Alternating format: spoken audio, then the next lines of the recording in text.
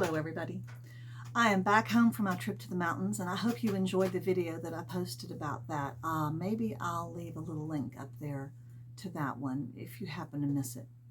Well, while I was in the mountains, the thing that I knitted while I was there was another pair of slippers. This is felted slipper number 3. And here they are. Now I knitted these, I finished knitting them while I was at the little cabin, and there was a washing machine there, so I also washed and attempted to felt them while I was there. Okay? Leo is meowing at me. What? What? He gets behind me, so I can't see him, but I hear him go meow, like he wants something. I just gave him food. Okay, anyway, so the washing machine there was a large washer, really big, and had no center core. It was all open. My washer is a little half-size washer, and it also has no center core. It's a really good washer. It's a JoAnns washer, I think made in Japan. Anyway, I put these slippers in that really big washer with some other clothes. We didn't have any towels that weren't white and might leave white flecks, and we didn't have any blue jeans. I didn't have any tennis balls or shoes or anything like that. So I put it in there with what my friend calls soft clothes. Those are the clothes you change into when you come home at the end of the day and you're like, I have to get out of these hard clothes and put on soft clothes. So I did that, put them through 2 cycles, and although they did shrink in length significantly, I could still see the stitch definition. And I'm going to show you my slipper I'm wearing, because different people like different felted looks, I suppose. This is what I want.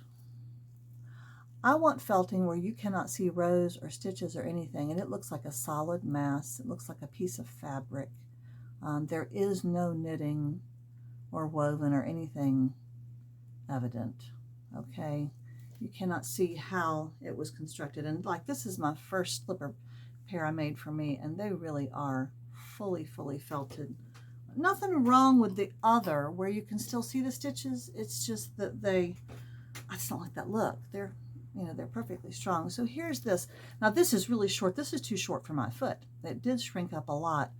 You can't, put my glasses on.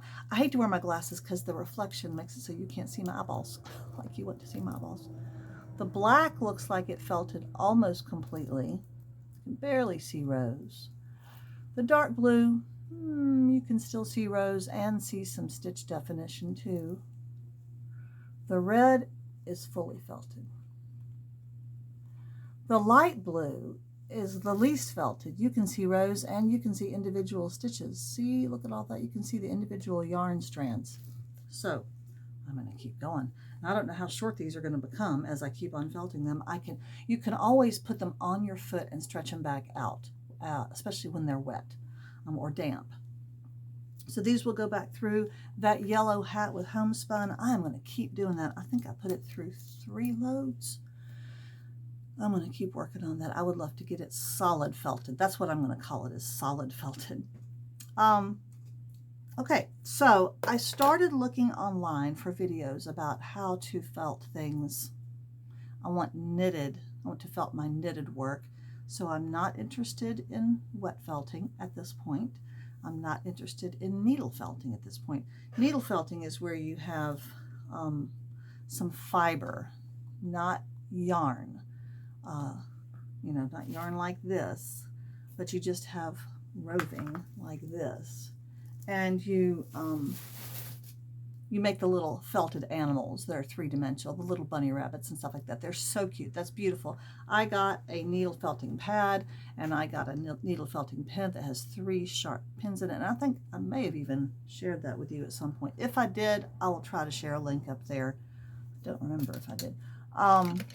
I never had much success with that. It ended up not being my thing, if you know what I mean. That happens sometimes, even with very craft-oriented people, artistic people. They find a craft that's just not their thing. I struggled with needle felting. That's fine. No big deal. Wet felting, I may do that later. That's very elegant. The wet felters out there, they're kind of the elite of the felting world. Okay, so I didn't find many videos to help me in felting slippers, knitted slippers, or hats. Matter of fact, about video number 10 was my last video on felting, and I don't know what I'm doing. So I feel like we need more research into it. I did find a few, but I wanted people to tell me exactly what yarn to use, or if I need to spin my own yarn for knitted felting, tell me exactly what to use and why, exactly why are different yarns felting in different ways. And you know, if it's unpredictable, can you find any pattern in it that will help me so that I know what I'm going to get when I lift that washer lid and I take those slippers or that hat out or whatever I make? What am I going to get? So didn't find much on the internet about that. Okay, so let me show you what I bought on my trip. I stopped at JoAnns in the middle of North Carolina. I don't have a JoAnns near me, but we found one. We stopped. They had yarn on sale. This is one example. Again, I need my eyeballs. Okay, this is KC Knit and Crochet. I've never seen this yarn before until I saw it at JoAnns. Okay, we have lots of it. I don't know what the original price was, but it was marked down to just under $5. It is a super bulky number 6. It's 100% wool. It's not super wash. This is 100 grams. Don't really know, you know, that's something I could do. Let's just do that right now while you're watching. I'm going to pull out my digital scale. I tell you, a digital scale is so useful. I love it in weighing yarns to find out if you know what the skein or the ball was originally and you see how much you've used, you can find out how much you have left. You know whether you can make the second whatever. Let's see how much this slipper weighs. Okay. 66 grams is how much this weighs. So together, the two of them are 129 grams. And this is 100. So this is not enough to make 2 slippers, but I bought 2 of each one. I bought 2 of these, 2 in each color. And so I think I will have enough to make lots of pairs of slippers. So let me turn the camera down on this bag and show you what I bought. I did a little damage. I enlarged my yarn stash just a hair. Alrighty, so the colors that I bought this in, this is the KC, which just stands for knit crochet, and it's the pixel, okay, is this particular one. So I got it in the deep green. I got it in this really fun butterscotch color. Isn't that neat? Got 2 of those. Got 2 of this deep blue, kind of a stormy blue.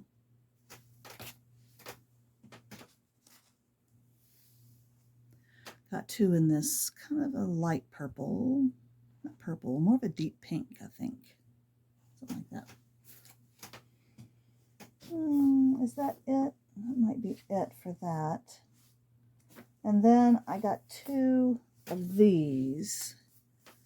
Now this, they were also on sale. I think they were more like $2.50 a piece. Oh, let me get my glasses on again. Maybe I should get contact lenses for doing videos. Okay, buttercream, Luxcraft, roving. They're calling this roving. Isn't that interesting? I guess because it's single ply.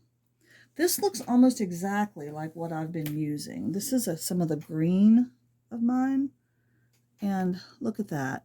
Doesn't it look very, very similar? I really wonder if that might be what it is. 100% wool, made in Turkey. And this is 5. It's bulky, not super bulky. It's also 100 grams. And I bought 2 of those. I also found one little skein of Patton's Classic Wool worsted. This is great for making hats, and it was on clearance for $4, which is much better than the $6.99 I was paying for the other. And then I also bought 2 of this. This is also KC, but it's Nordic. Okay. Also $5 for the skein. Also super bulky. This has been plied though. This is a 2-ply. but it's a very loose 2-ply. See that? So I'm thinking that probably I'll be able to just knit that up and make it work. Now the thing is, because all of these are $5 a skein, and it's going to take 2 skeins to make a pair of slippers, I am going to have to charge probably at least $30 for a pair. When I checked online at like Etsy and stuff, their slippers were at the least like about $35, and some of them, if they were fancy or whatever, they went on up to like $85 for a pair. They don't sell. I'm going to wear them myself because I love them so much, or I can give them as gifts. So that is what I bought and worked on the trip to the mountains. And I also made a dishcloth. The next step will be to use, this is a fun color. I love this color. I would never wear this next to my face, obviously, but it's just very fun to be great for slippers. And I really want to see how the variegation on this, I want to see how that works when you felt it. Won't that be fun to see? I'm not going to split this at all.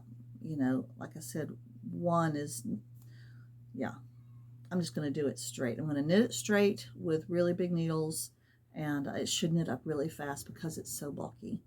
And I'm glad I have inch measurements on my knitted item, my knitted slipper, because then I'll know when I'm getting to enough rows to be done. Yeah, we'll see how this does. Boy, it's so unpredictable though. When you felt it, I could knit this up and make it just the right length and have it look really good, stick it in the washer, and it could just go crazy, or it could not felt at all. I don't think it's going to not felt at all. All right. I think this is why I like felting, is because I have not mastered it yet. It is so unpredictable. I have not mastered it yet. And I enjoy a craft until I've totally mastered it and there's no unpredictability, no creativity. Mastered, I'm not quite as interested, but I definitely have not mastered felting yet. All right, so I will get back to you. I think felting may be something you're going to have to watch if you want to watch it. Going forward a little bit. All right, let's see how this comes along. This will be interesting. Okie dokie. I just finished knitting. Where's the opening? There it is. This is the slipper. I'm a little apprehensive about this, but what can go wrong? Really, I don't know.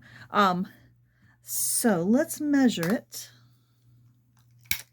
Heel to toe. Make sure we get all of it going. You can kind of, I don't stretch them out, but I do try to extend them. Now this is only about 11¼ inch long. That is probably too short, but we'll have to see. I did, let me see. Oh, and this is all I have left from that skein. That's why I had to stop, because I was running out of yarn. And so I did a very fast reduction at the end. Once I had done, let me see, I cast on 25 stitches. That's the cast on. So it's 25 going from here down and around. Okay. Then up until the opening, I did 12 rows here. From here to here is 12. Then I started knitting in the round and added 2 stitches to give a little bit of width here at the ball of the foot. But I knew I was running out of yarn, so I only did 12 rows here before I started a very fast reduction of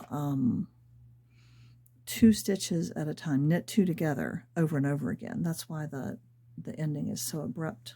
We'll hope that works out okay. I would have preferred to have done my other gradual reduction.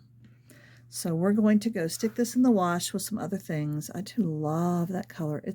It's not orange. If it looks orange in the camera, it's actually kind of a butterscotch and a beige and white, creamy white.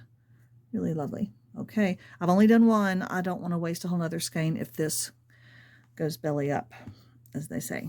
All right, I'll get back to you. Let's continue with our felting adventure. Okay, I'm now on felted slipper pair number 4. Okay, I think I showed you, did I show you I was doing these?